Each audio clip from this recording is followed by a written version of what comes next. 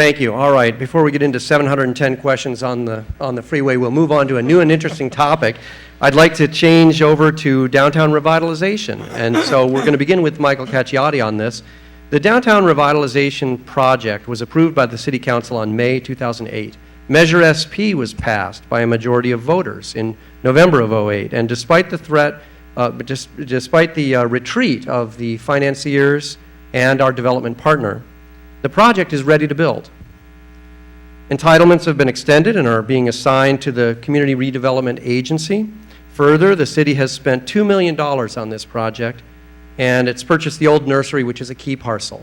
The question is, Michael first, what are your plans to move forward with the revitalization project? I totally support downtown revitalization, Scott, and I voted in support of purchasing that property and also in support of the continuing entitlements for one more year because I thought it was so important to the city's finances and our long-term prosperity and the future of the Rialto Theater. I also support total revitalization of Mission Street all the way from Fair Oaks, all the, down its core, all the way down to the Gold Line. I would prefer, and I brought in people who have come to me, other developers and financiers. I've brought them over to meet with you and Jeff Burke because of the importance of this, people with money to bring it forward. But I also I've indicated to them, I'd like in the environmental impact report, there was 3 options. There was no project, which no, I don't support no project. I want something, and I think most people in South Pass, asking the survey, 80% of the people wanted downtown revitalization. It's just a matter of size. I prefer the environmentally superior project, which is only 20% smaller, a larger downtown square for more events like the Art Fest, and less traffic congestion on our streets. But we definitely need it. I'd like to build consensus and work together for a downtown revitalization project. Thank you, Michael. Dr. Sherman, what will your plans be to move forward on the revitalization project as entitled? The beginning of the project was the plan in 2004 from the Community Redevelopment Commission, and it was an excellent, excellent plan. I read it through and I was very pleased with it. The Tacoma project, as it came about, satisfied some people, didn't satisfy other people. It's no longer present. In talking to people who are intimately involved with the redevelopment, there are some who are very optimistic and think that it's just a matter of handing the ball off and we'll carry this on to over the goal line and score. There's other people who are also very well informed who say we'll never get another developer to come into our city because of the past experience. I don't know what's going to happen. I would be glad to look at any developer's plans and study with them what needs to be done. Certainly there needs to be some residential units. Whether there needs to be 50, 60, 30, 20, that's down to the nitty-gritty negotiations. And if involved, I'll look very closely at that. But I favor a downtown revitalization. Thank you, Dr. Sherman. Philip, what are you going to do to bring it to life? Well, exactly what I've been doing for the last few years, which is to support the Community Redevelopment Commission, the Chamber of Commerce, and those who support downtown revitalization. I voted in favor of this plan, not because I was opposed to a reduced plan, but because there was no reduced plan. The only reduced plan was in the EIR. There was nobody who wanted to build the reduced plan. There was no developer or anybody else who was willing to finance it. There was only one plan for South Pasadena. And I supported that plan, and so did the voters in South Pasadena. Unfortunately, the economy and some delay has caused that project to sour. I think what we need to do is to continue what we've been doing as a city. We bought the nursery property.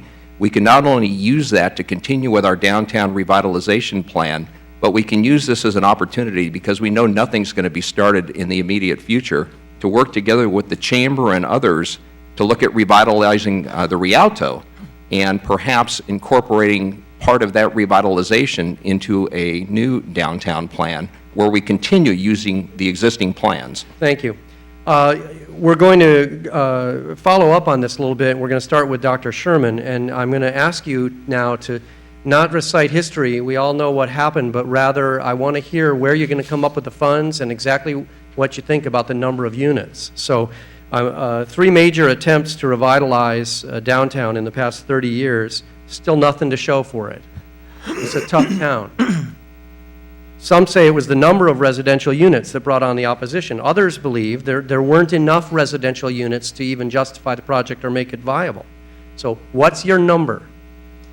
So how many residential units are acceptable to justify proceeding with downtown revitalization? And if it's less than 48 market rate plus 12 affordable senior housing, where are you going to get the money to complete that project? I don't think that's an answerable question. I think that Yeah, but you it's gotta clear, fit it. you can ask the question, but some questions don't have answers. It's clear that residential units are necessary because they provide money to the developer for units, for projects that don't bring in money.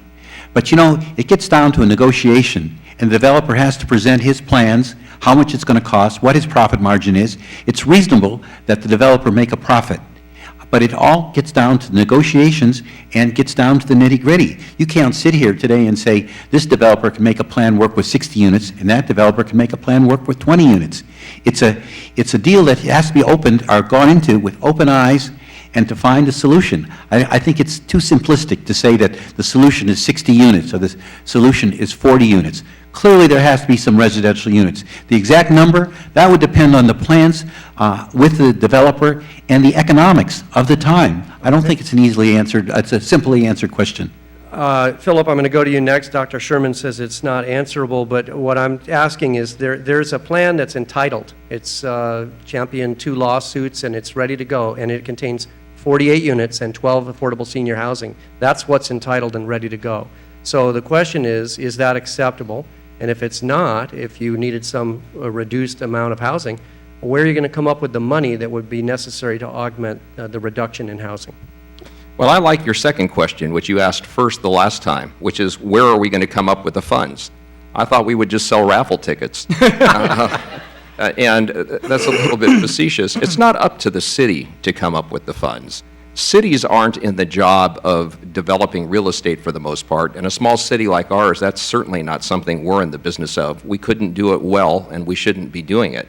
What we should be doing is encouraging downtown redevelopment in any way we can, and that's exactly what we've been doing. The second part of the question is, I voted in favor of this project every time it was in front of the council at this reduced number. If it came back, I would vote in favor of it again. This particular area, most people have forgotten, if it were individually developed, it's zoned for approximately 120 units of residential. So if each property owner decided to develop their own property, there could be, they wouldn't even have to go through the city council to do it because it's already zoned for it. They could develop 120 units. This project at 60 units was half the density that it's zoned for, and I would continue to support that. Thank you, and Michael, we ended up with you. Scott, I agree. You know, residential component of this project is a necessary element. The numbers, I'm not sure. I'm not far off. I'm a few from 60.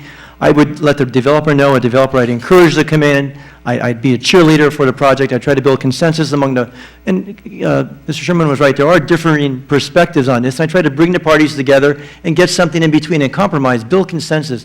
We should have this project. It's good for our city. It's good for the city's bottom line. About 12-13% of our city budget is on sales tax. We need to improve our sales tax. But then again, this project, even if it was built, would only bring about $120,000 in to our city's general fund. But the project's necessary. It's a necessary component. But I would let the developer, I'd prefer something a little smaller, but I'll be very supportive of it. Thank you very much.